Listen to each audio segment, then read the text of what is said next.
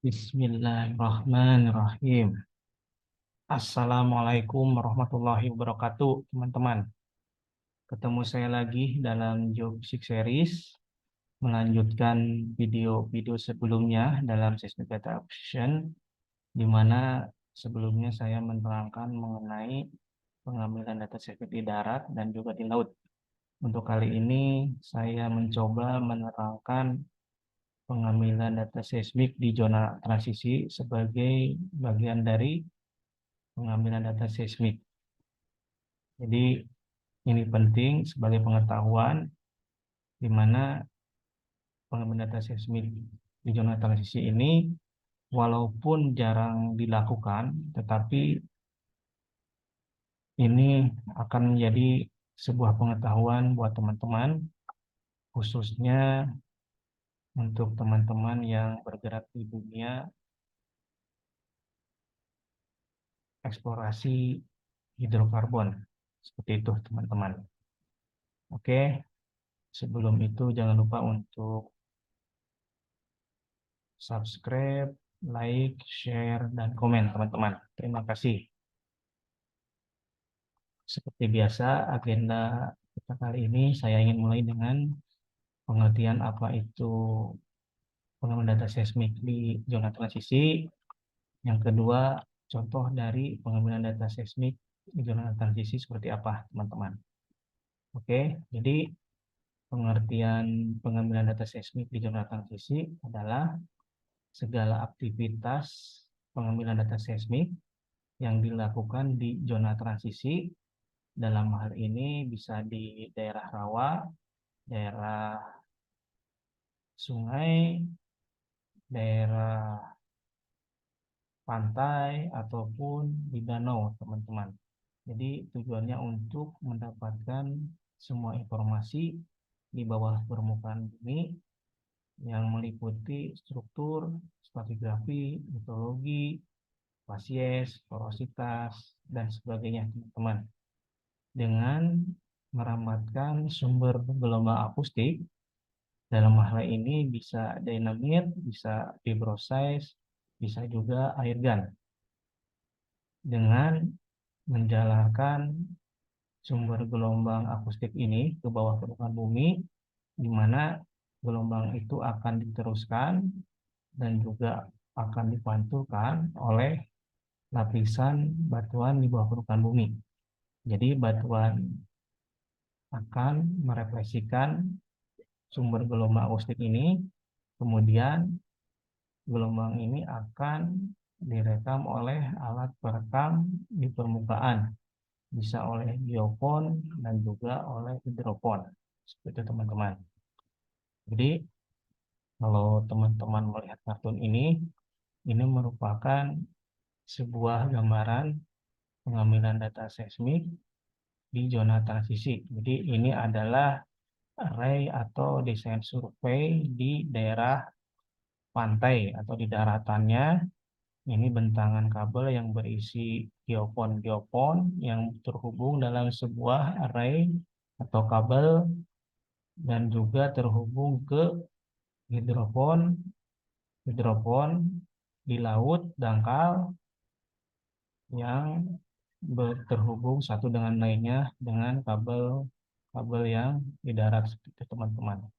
Jadi kita lihat kalau di laut sumbernya adalah airgun, kalau di darat sumbernya adalah dinamit atau vibrator, seperti ini, teman-teman. Jadi ini merupakan kartun yang menggambarkan kondisi survei di daerah transisi seperti itu, teman-teman. Oke, jadi untuk desain survei di daerah zona transisi itu merupakan gabungan antara survei di darat dan juga di laut.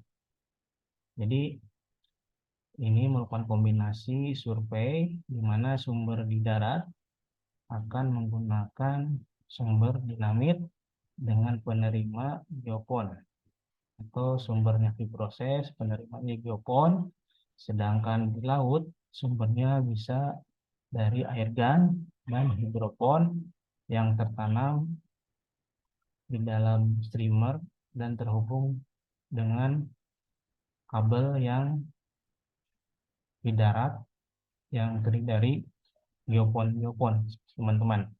Jadi kalau teman-teman melihat fault coverage di sebelah kanan ini, hasil dari desain survei di darat dan di laut atau di zona transisi akan menggambarkan zona merah ini merupakan area dengan fault coverage yang lebih besar, atau dengan kata lain sinyal to noise ratio di daerah merah ini akan besar. Jadi harapannya event-event di zona merah ini akan menggambarkan kondisi bawah permukaan dengan resolusi yang lebih bagus atau lebih baik jika dibandingkan dengan warna biru atau biru tua. Jadi makin ke arah biru tua, maka fault coverage-nya semakin rendah atau semakin kecil, artinya sinyal to noise ratio-nya semakin kecil juga, dan juga artinya resolusinya akan menjadi lebih kecil atau lebih jelek dibanding dengan warna merah, seperti itu teman-teman. Oke, jadi prinsipnya desain survei di zona transisi akan merupakan gabungan dari posisi di daerah darat dan laut, teman-teman. Jadi mau 2D atau 3D, prinsipnya kurang lebih sama seperti itu, teman-teman. Oke, jadi ini merupakan data seismik yang diambil dari zona transisi, yang merupakan gabungan data yang direkam di darat atau dengan geopon, sumber penerima geopon, dan juga sumber penerima dari hidropon. Kita lihat di sini ada sesuatu yang khas antara data yang diterima oleh geopon dan juga ada hidropon. Jadi dua data ini akan mempunyai karakteristik atau mempunyai kandungan frekuensi yang berbeda, teman-teman.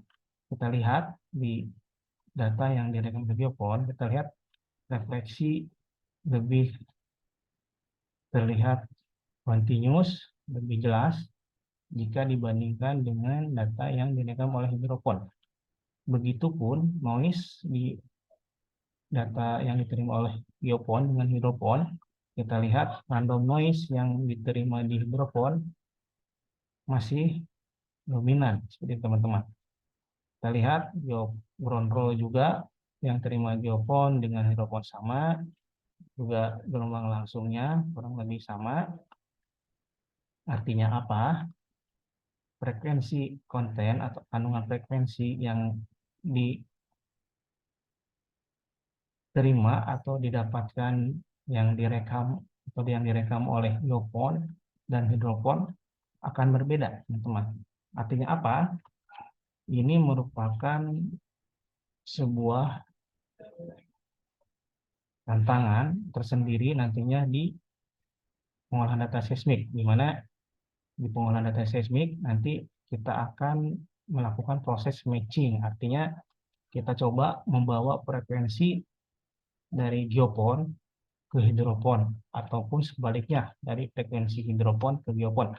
Nanti insya Allah saya akan membahas itu tersendiri di topik seismic data processing. Jadi eh, untuk saat ini saya mengharapkan teman-teman bisa membedakan data, jenis data mana yang direkam oleh geopon dan juga mana data yang direkam oleh hidropon.